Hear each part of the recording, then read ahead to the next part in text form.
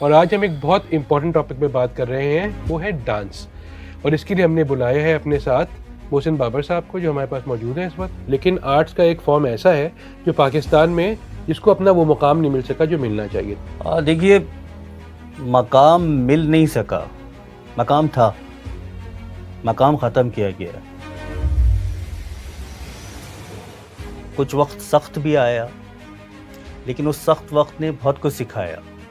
میں نے بھی بتایا کہ میں نیپا میں پڑھا رہا تھا، میں کانوینٹ آف جیزس اینڈ میری میں پڑھا رہا تھا، میں اپنے اسکول میں پڑھا رہا ہوں، میں آغا خان یونیورسٹی کے اندر پڑھا رہا ہوں. وہاں کون پڑھا رہا ہے؟ شیما پڑھا رہی ہے جا کے، نکھت پڑھا رہی ہے. اچھا ٹھیک ہے، نہیں ہے اکیڈمی. میرا سوال ان لوگوں سے یہ ہے کہ جی آپ نے اتنی اس فن کی خدمت کری ہے، ایک زمانے سے آپ لوگ کرتے آ رہی ہیں، اور آپ کہہ رہے ہیں کہ آپ کے سوا کوئی اور ہے ہی نہیں. تو کیوں نہیں ہے؟ کیوں نہیں بنایا آپ نے اتنے لمبے عرصے میں کسی کو اس قابل کہ وہ آپ کی سیٹ سنبھال لیتا؟ پھر اگر ہم جیسے لوگ اس لابی سسٹم میں جانا بھی چاہتے ہیں تو وہ نہیں آنے دیتے ہم، کیونکہ فٹ ہے وہ لابی سسٹم.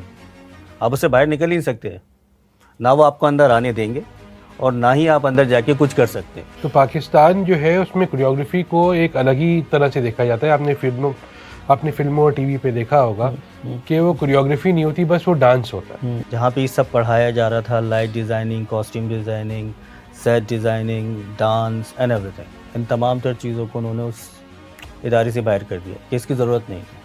ایک جملہ میں کہتا ہوں عام طور پہ کہ ہر کوئی پیشواز پہننے والا اور گھنگرو پہننے والا کتھاکار نہیں ہوتا ہے. اب ایک استاد تھے میرے، وہ پی ایس سی سی میں سکھاتے تھے، ہارمونیم بجاتے تھے.